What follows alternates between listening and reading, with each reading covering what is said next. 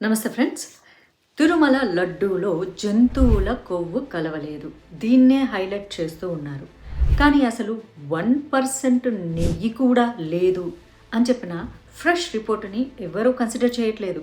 First వచ్చినటువంటి ప్రాథమిక రిపోర్ట్లో ఏం చెప్పడం జరిగింది? జంతు కొవ్వు కలిసి ఉండే అవకాశం ఉంది అని చెప్పడం జరిగింది.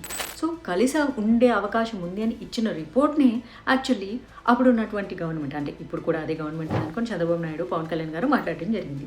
ఈరోజు సిట్ వచ్చింది. అసలు సిట్లో మీరు చూస్తే మొత్తం కెమికల్స్తో, పామాయిల్తో నెయ్యి తయారు చేసే పరిస్థితికి వచ్చారు. అయితే ఇప్పుడు మళ్ళీ సిట్ని ఏర్పాటు చేసి సిట్ రిపోర్ట్ ఇచ్చింది. ఏమని ఇచ్చింది? 1% కూడా అసలు నెయ్యికి సంబంధించిన ఆనవాళ్ళు కూడా లేవు. ఇక పామోలివ్ అని, అదని, ఇదని, ఆఖరికి హార్పిక్లో కలిపేటి ఏదో థిక్నెస్ కోసం ఒక హార్పిక్లో ఒక కెమికల్ కలుపుతారంట, అది కూడా వేసి థిక్నెస్ కోసం కలిపారు. స్వామివారి లడ్డూలో 1% నెయ్యి కూడా లేకపోవడం ఏంటి? అన్ని కెమికల్స్తో తయారు చేసిన లడ్డూలు.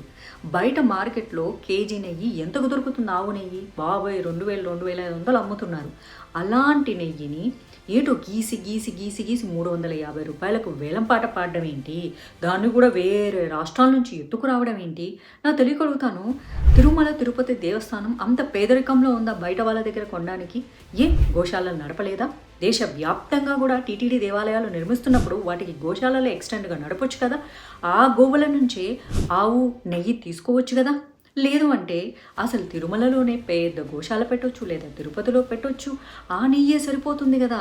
అసలు స్వామివారి లడ్డూలో నెయ్యి లేకపోవడం అనే అంశం గురించి ఎవ్వరూ అపోజిషన్ వాళ్ళు మాట్లాడట్లేదు. సిగ్గుగా అనిపించట్లేదా? ఇది ఖచ్చితంగా హిందువులు ప్రశ్నించాలి.